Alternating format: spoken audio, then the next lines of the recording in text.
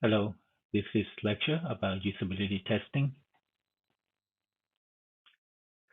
So in our human-computer design process, we now come down to the last section, step 6 and 7. This is on preliminary user evaluation.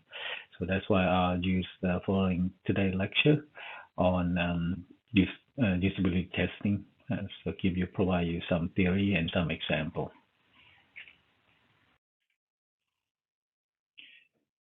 So the usability testing, this is one of the way in which you evaluate the prototype, the software application. So the first thing we need to recognize is to identify the target audience. There's no single application do one for all. So that means one application can do for everyone, for every target, for every application. So that's why this term you will getting more familiar with them, target audience. Okay, who are the users? Okay, what are they? In the previous lecture, I mentioned some things about the idea of persona. Okay, so that's what is targeting to here. What the persona, what's the target audience behavior characteristics supposed to do? Okay, so what's you can ask about what general backgrounds they have to have a specific requirements or the general public's target audience, certain age, okay, certain gender, certain background information.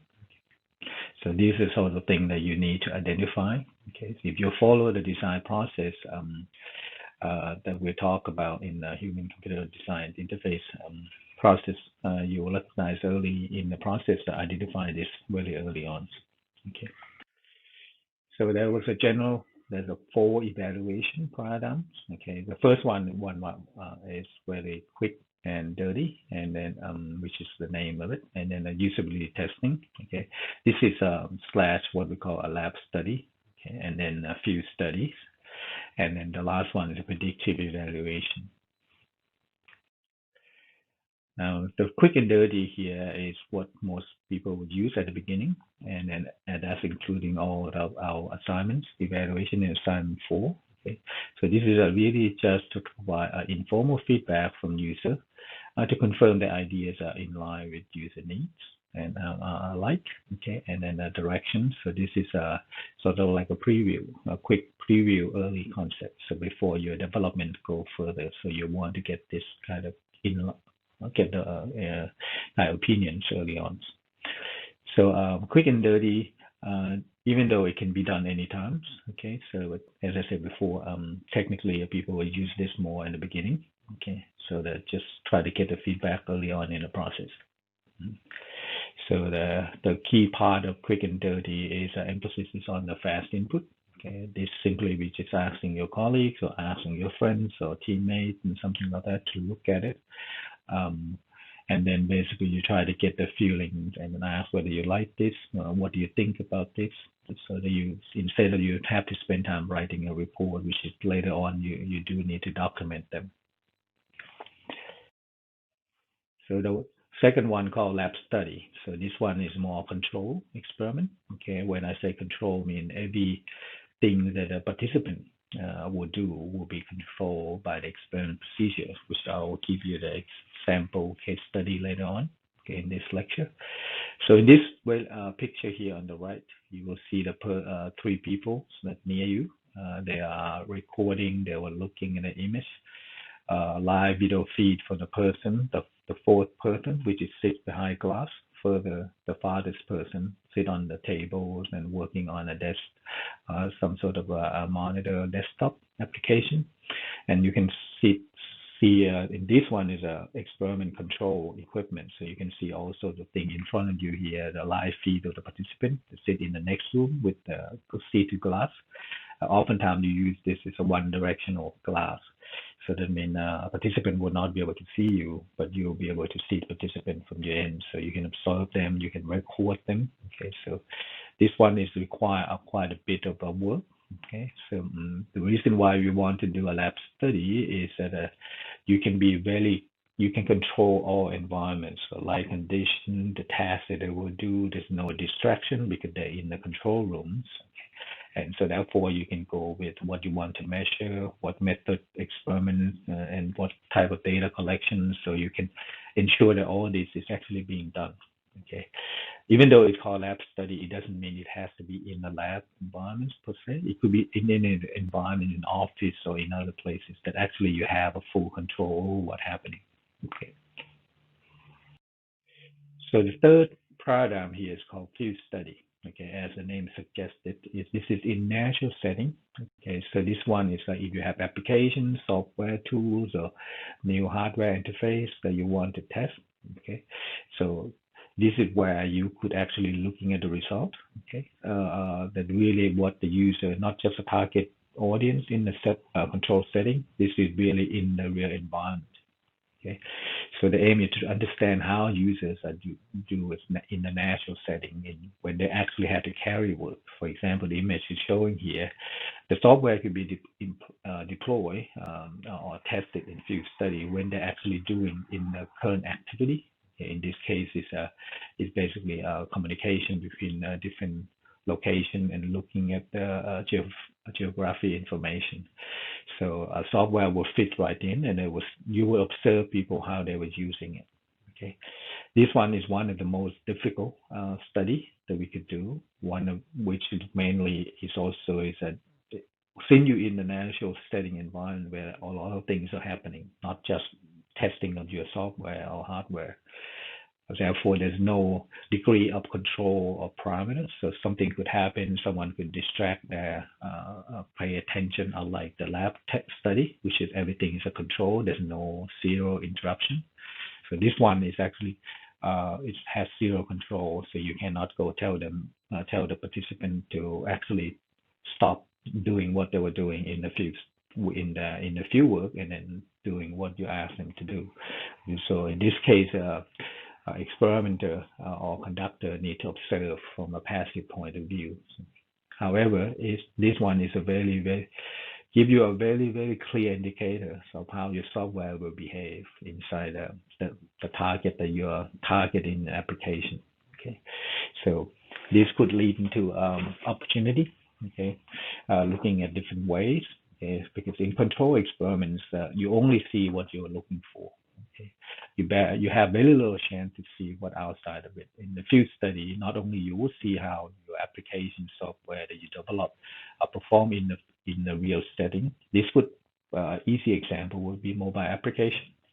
Instead of you do the testing, you basically launch a beta version that people keep download in the beginning and see how they used it.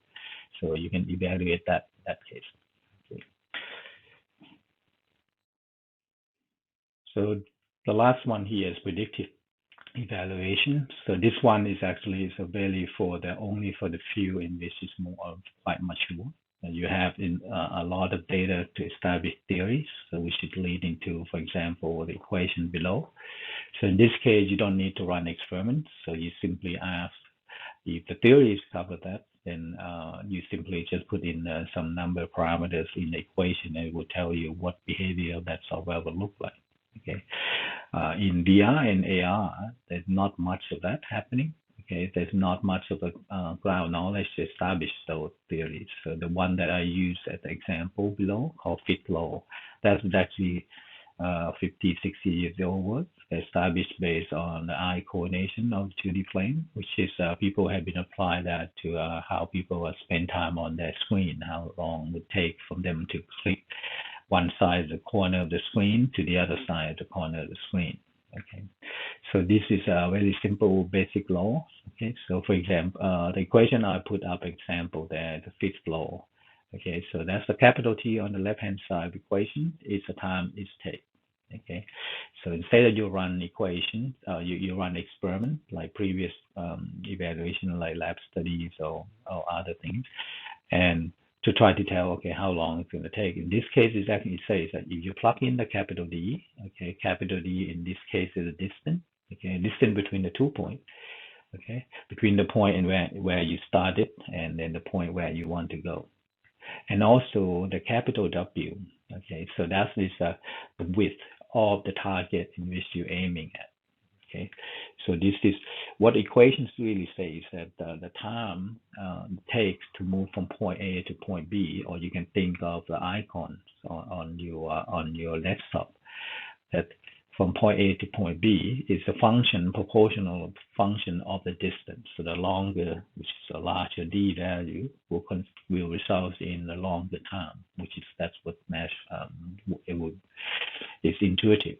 Okay, the one that is very interesting is a W. Okay, W is suggesting, and this is a reverse proportional to the t. So I mean, the longer it's going to take, if the target if the target is big, the capital B is big, so that means the value on the right hand side will be smaller. So that means it results in a smaller t. So that means that the distance will be reverse proportional to the size of the target you try to hit, you try to move to. So in layman terms, so if an icon you try to move to on the other side of the screen or somewhere on the screen is big, the bigger it is, the less time you're gonna go, you'll be able to move the mouse there. I think that if once you understand that, that become intuitive, and then this equation provides you exactly how long it's gonna take in the estimation. There's very good value there. So this is the sort of thing that predictive evaluation could provide you. But as I said earlier, is that it's not well.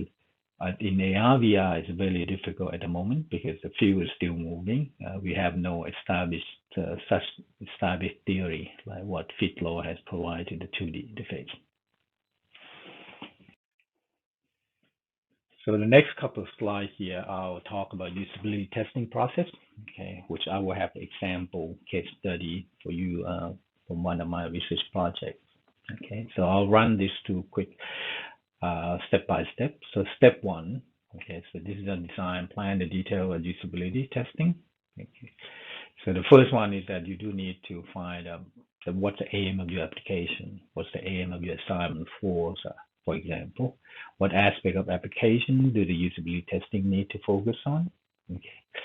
So in this case here is that the aim of application could be big, okay, so the way you design them, it could be very large, but you need to trade that off to what is actually hence the tangible software that they're going to be testing. Okay, it need to be considered in conjunction together. Okay. The second point here is that in the design plan, in the step one here, you need to decide what tasks the participant need to do. Okay, so not just giving them the software and then ask them to do whatever they will please and play with it. You do need to define them the tasks so that you can actually get the data back after the testing to see whether it's actually they achieved the goal you set out for them to do, whether the tool helped them to do the task. Okay, so the task here, the way you design it, you design so that it actually helps you testing whether it's the application you build can achieve the goal or can serve the purpose of the goal that you set up at the beginning of your design. And then the last step in the design plan here, then you will determine precisely what exactly method to collect the data, how would you collect the data. So this one I put a few, okay, so you might be capture pre-survey, post-questionnaire, ask them questions. You might ask them looking for task completion time, how long it takes them, or you simply might be just simply looking at the task accuracy, how well they do, how accurate they do, things like that, okay. So this is a design phase, all of the experiment design itself, so that's step one. Step two here is to recruit participants.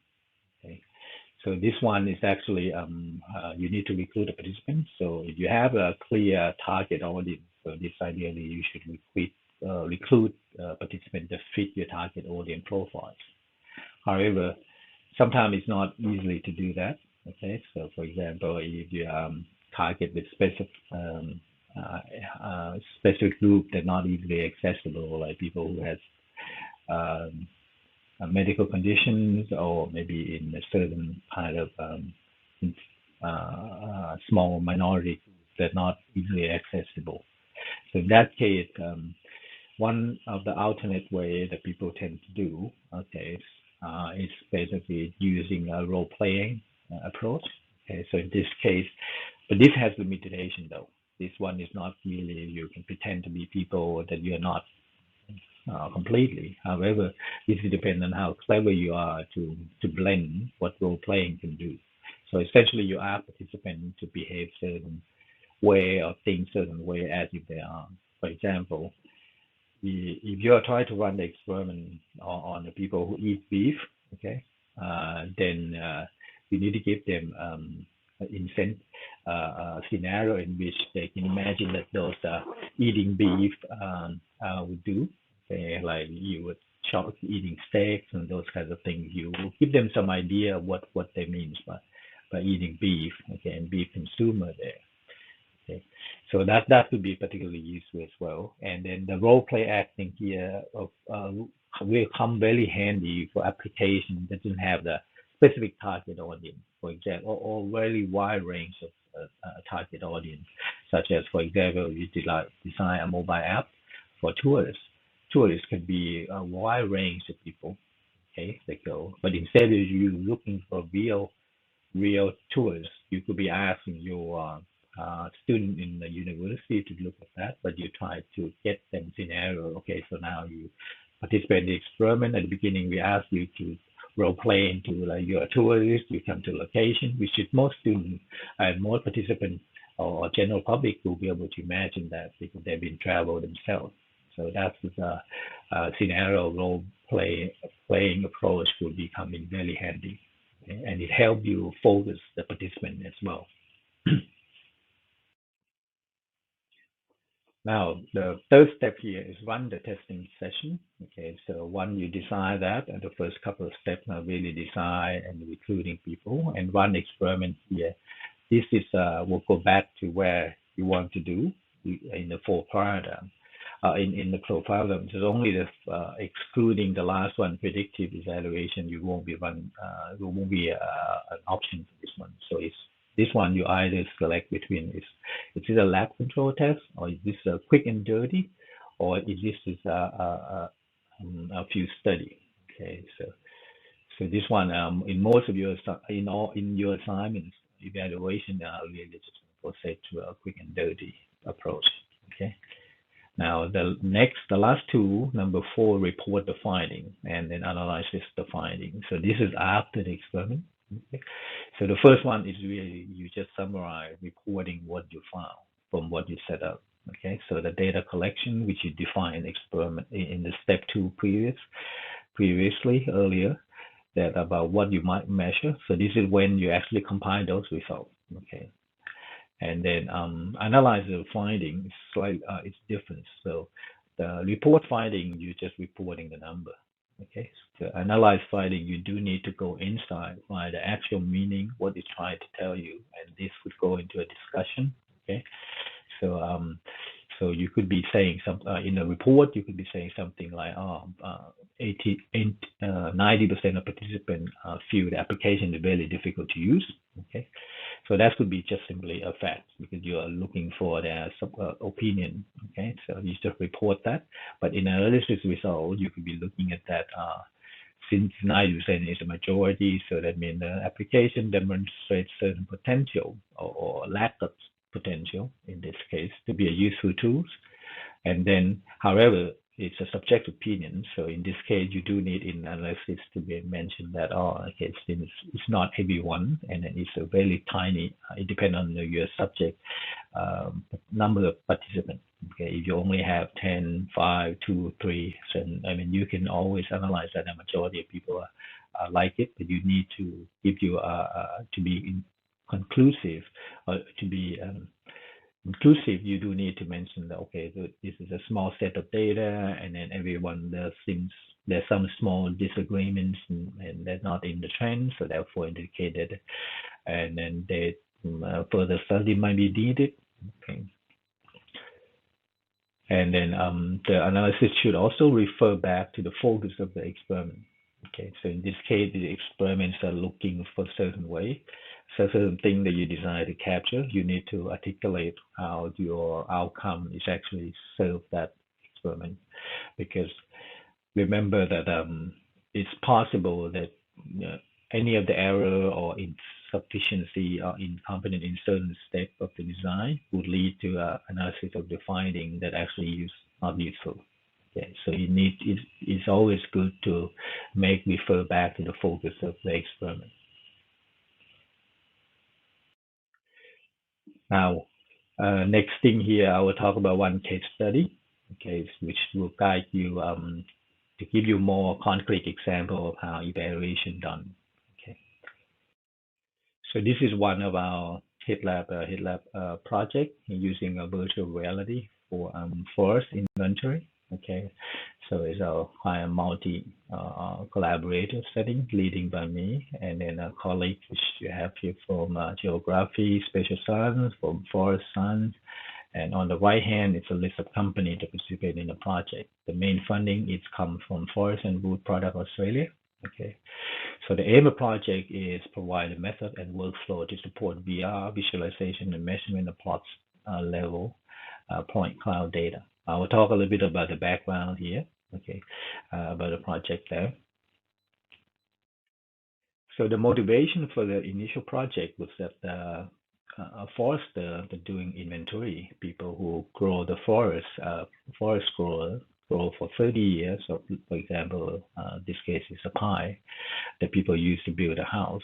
Like you can go and shopping at Bunnings, but that one is actually before the grower can sell to the people who harvest them, they have to estimate the value of that stock.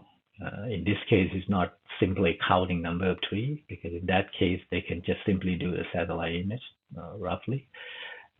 What they were looking for is a certain characteristic. How tall are they?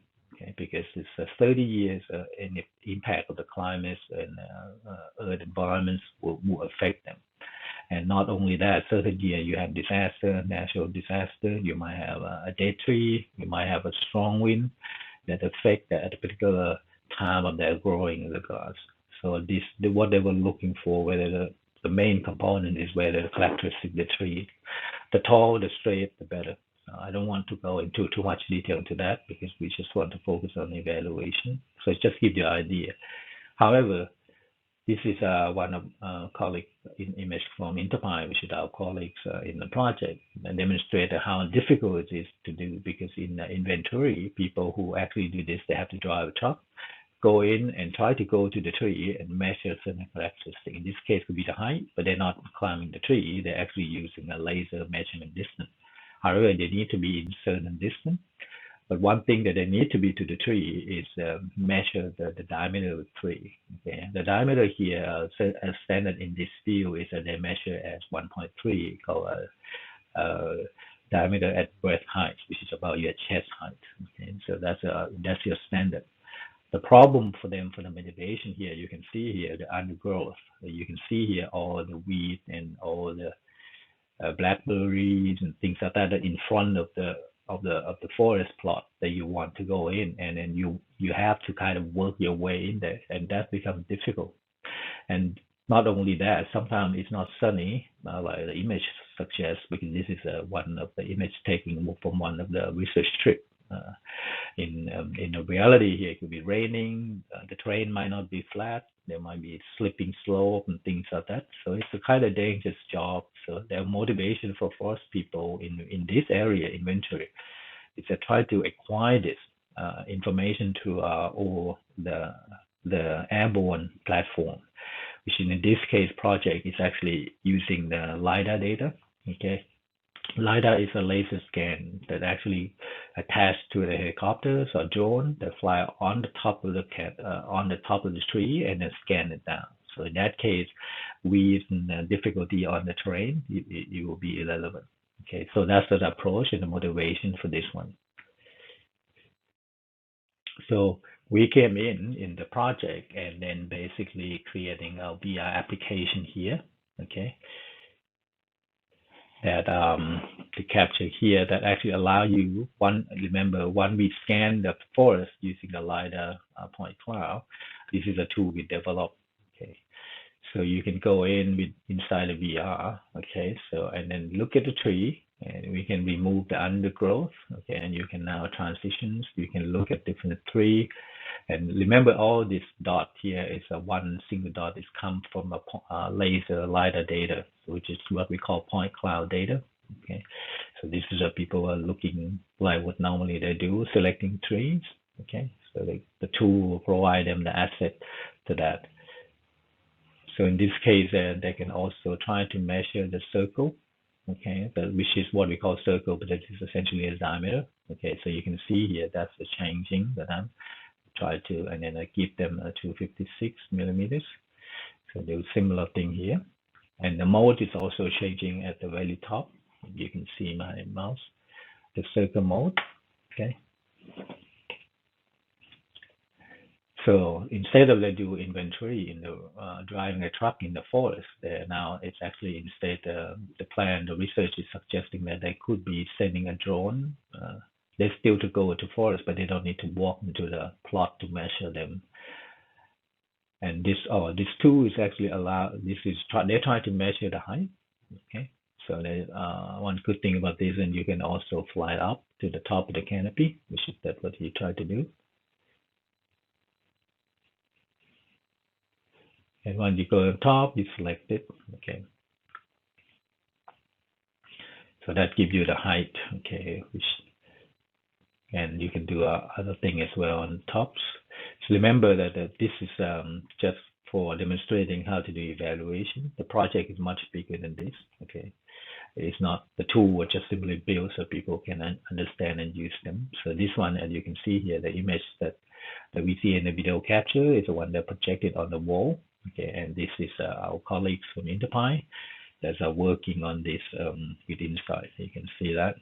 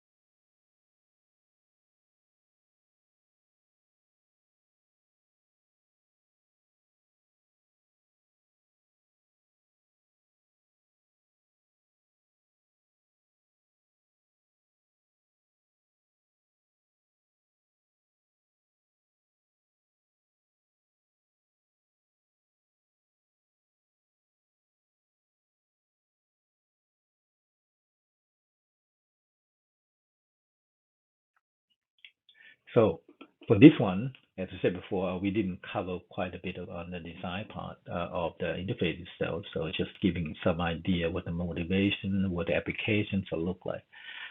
For this, the remaining, the following here, we were talking about specifically on how to design the usability test that we covered just a few minutes earlier in today's lecture. So this is our first step, okay, design plan details, okay, so, and in italics there is in the process that actually I copy and paste from the previous slide. From the purpose and aim, okay, so what exactly application need to be tested, what you want to focus on. The application could have a wide impact, as I mentioned earlier, but this one you should focus on certain aspects. So in this case, I also copy the aim of the project, the general aim of the project from the previous when I introduced the project, which is the aim of the project is to provide method workflow to support VR visualization and measurement of plot level point cloud data, which you should have a bit more idea on what point cloud look like. Plot level, you don't have to pay attention to that. Plot is essentially is industry term of using that. Okay, a plot is a subdivide, a small location like a piece of pie. In this case, generally mean a 20 by 20 meters area.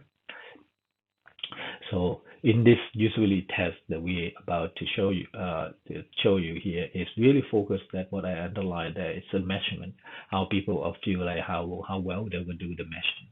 Okay, so that's why the second thing here is that we will capture what measurements is, what is the tree height, tree diameters. Even though inventory has a lot, and we capture more data for this, we just make it simplified for this class. Just be looking at two things. Okay. And then we move on to the second step, design relevant task. Okay, so in this case, that's straightforward. So we just ask for them to measure height and diameters. Of course, we do give them number tree that they need to do. We give them a local tag of what tree precisely they need to measure. Okay, and in the process, on the third step here, you determine the method to collect data. Okay, so in this case, divide into three parts: the pre-experiment, which is it's a survey capture what they experience in the inventory fields look like. Are they in the field, and also as well as the experience of using VR. The second thing during the experiment, so we'll set up a certain task for them, to do. So we run them to a familiarization prep, so they get used to VR a little bit, and then go in, and then you perform the task inside VR. This one we also build a data capturing inside that, so we capture the data that they made, how they move, and things like that. Okay. And then once they finish those, generally, for this particular one, it's about an hour. Okay, so post-experiment is really capture what the experience will look like. Okay, we already know how accurate they are and things like that in doing the testing with VR headset. But in this case, we are just looking for what they think about the experience of using that. Okay. So move on to the second step here. So recruit participant. Okay. So of course we work with our partner in our project and recruit 31 participants, 28 male, 3 female. In terms of VR femalizations, almost half of them never used it before. Okay, that's what really good for us. Okay, because most people in the field.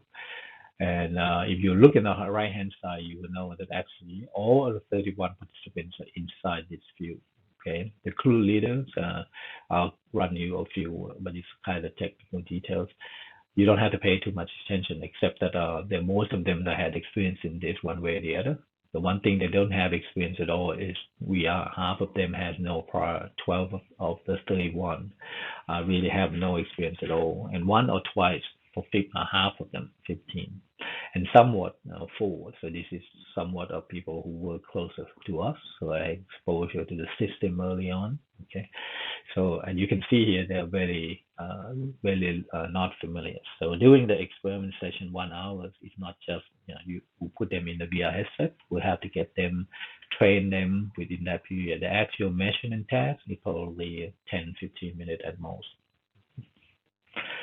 So now next thing is we move on to the running the test session. So on the left hand side, that's experiment conductor. Okay, she's doing a PhD in this work. And then on the right-hand side is our field operator. He's one of our crew leaders. So this is one of the people who drive truck into the forest and go through that blackberry undergrowth to get to the tree.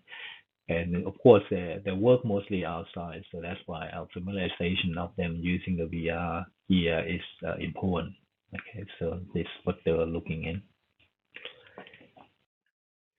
So next thing now is reporting the finding. Okay, so as I said before, the project captured a lot of things, but this is what we set out to demonstrate in this class, just the two basic components. Okay, pay attention to the table.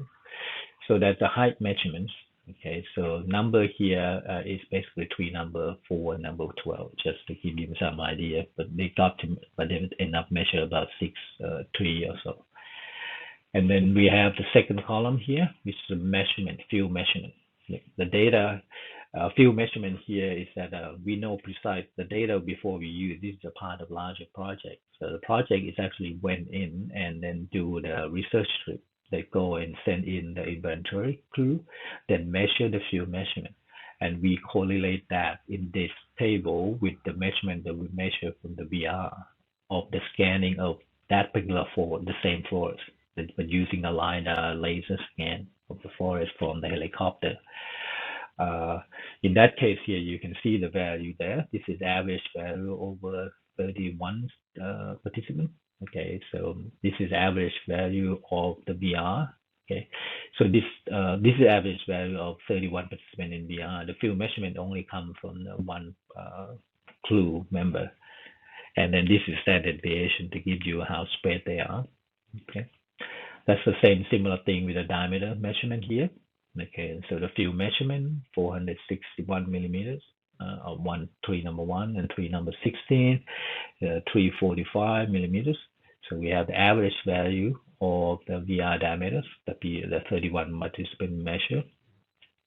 Actually, it's slightly less for this tool because the diameter tool, as you might get a glimpse of the video, there's a bit tricky to use for people who have no prior experience. So remember, people who has no VR, we have to conduct the experiment within that 1 hour. We cannot wait for them to catch up. So that's why all but 7, as I say in the third bullet point on the left-hand side here, all but 7 participants demonstrate they could use a VR tool to measure height and diameters. So the height, they can use them all. I think that only that are diameters that 24 participant, 7 less than the total participant, is able to do within that time limit. It doesn't mean that they won't be able to do it. If you give them half a day, they probably get used to that. Okay, but what we want to looking at is whether they're able to use the tool at all. Okay, so they'll be able to navigate themselves, measure basic tools. Those are the main goal for this experiment. Now, this is just report straight finding. Okay, the second thing that we are looking at the post-experiment is a subjective rating. Okay, so this is about what we ask them different questions. So as you can see here, there was a 2 category on the left-hand side, where the 2 useful. So we specifically fly up, fly down to change the point cloud size. Okay, which allow them to see easier and thinner, depending on the density of the point in the area in which they're looking at.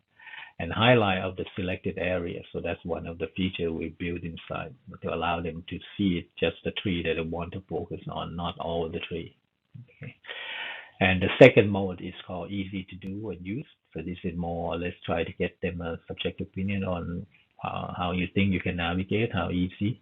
Okay. Control path, we should really show in case of what to do, what selection you find selecting on the menu is difficult. And the last couple of questions here are on the specific tools. Diameters, the height, what do you think useful there are? Okay, easy to do. Okay.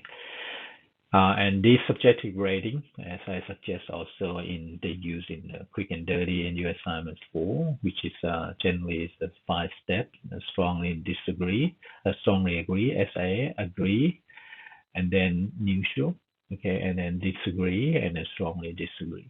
Okay, one thing that pop up is that all the tasks and the tool that we have available, only one that have some difficulties, a 10 and a third. Okay, maybe I'll stop right here because this is really a reporting result. The next thing I'll tell you about what the analysis will look like. So you can tell here 31 people who do that. They will get 61% of them say strongly agree, flying up, down, useful. Okay, so I can pick another one here. Control path, easy to use. 84% say agree, but not only 10% say strongly agree. But remember, this is a subjective opinion, so this is reporting the facts. Okay, you're not interpreting anything. This is the last step of the experiment evaluation. So this is analyze the findings. Okay, so I'll go just give you some of the point, the key highlight. So the height measurement here, the data reported previous step. Okay, this is in the yellow highlight indicated there was a large number of the errors, which is over 3. Industrial standard roughly is about 1 meter, plus or minus 1 meter is the maximum. So this is way past that. So we have to look into the data to try to explain what happening. Okay, and we find out that was the data we use, it happened to be a non-normalized one, which is was a mistake. We should really causing the tree to be shorter or longer, depending on the terrain, the height of the terrain at that location. So that's affect those. Okay, so but in subsequent experiment indicate that the tool can provide relatively accurate within the acceptable industrial standard, plus or minus 1 meters. Okay, but this one just say, okay, if the data look like that, you need to look at the analyze the finding. Okay, the second bullet point there demonstrating the standard deviation, which is relatively small. So you can think about the errors. The 31 people, their estimations are not kind of really different. They're within, since they have a smaller standard deviation, that means that most of them tend to go to the similar solution. That means that we have demonstrating repeatability of the tools. Okay, so that is something that I think is useful to look at from the data point of view. So the next thing here is the diameters. Okay, so you can see here the few measurements and the average of the VR measurements of the diameters are quite different, and that are huge.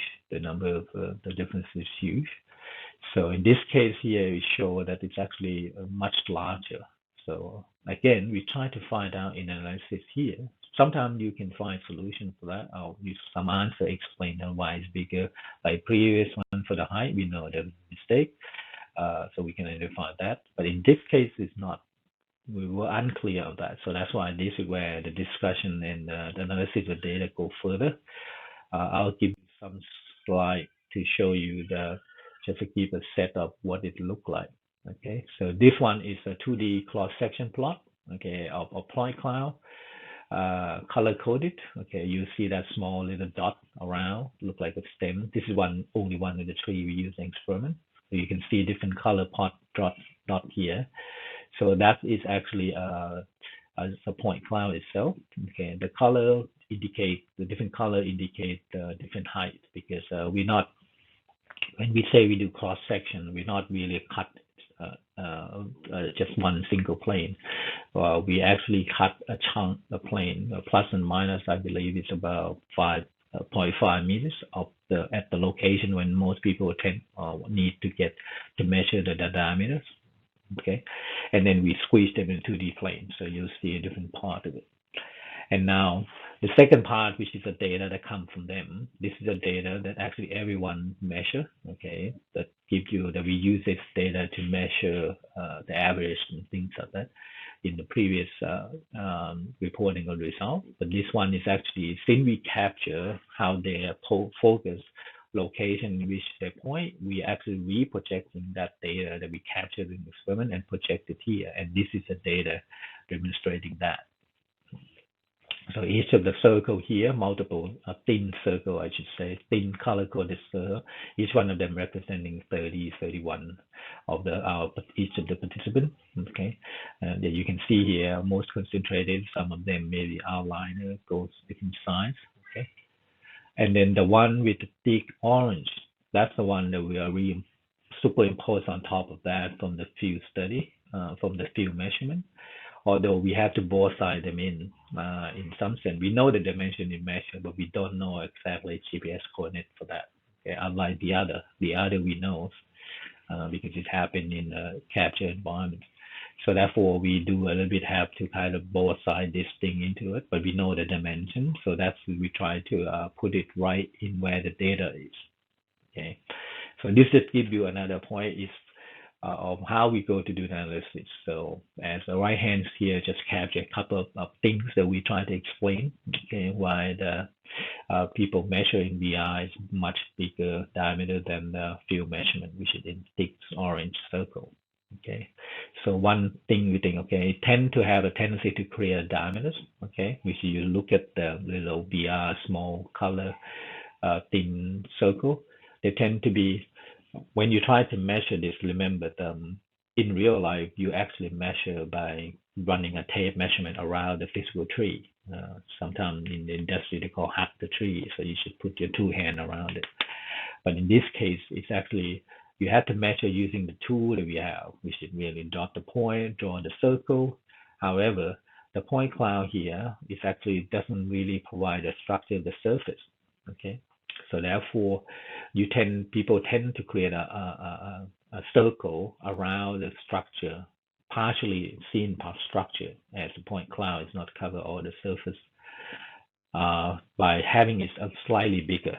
Okay, so this is one of the explanations. So it's causing the estimation in VR is slightly bigger. And from the image here, you can see all the small dots here tend to be sitting outside of those point cloud, which is you sit in the middle here. Okay. And the second suggestion or analysis would go that further analysis of visualization techniques are required. Okay, so this is perfectly okay for research project because sometimes you can only find out so much.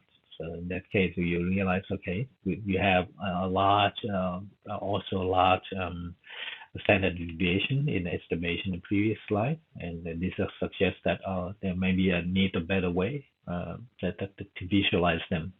So those are sort of things that we pass on to industry. So if you think about it, so the analysis here going back to the measurements, okay, the goal is try to look at the measurements. So measurement, we know, okay, the height is okay, diameter has some overestimating factor into it. So that's finish of the evaluation example for this one. Okay.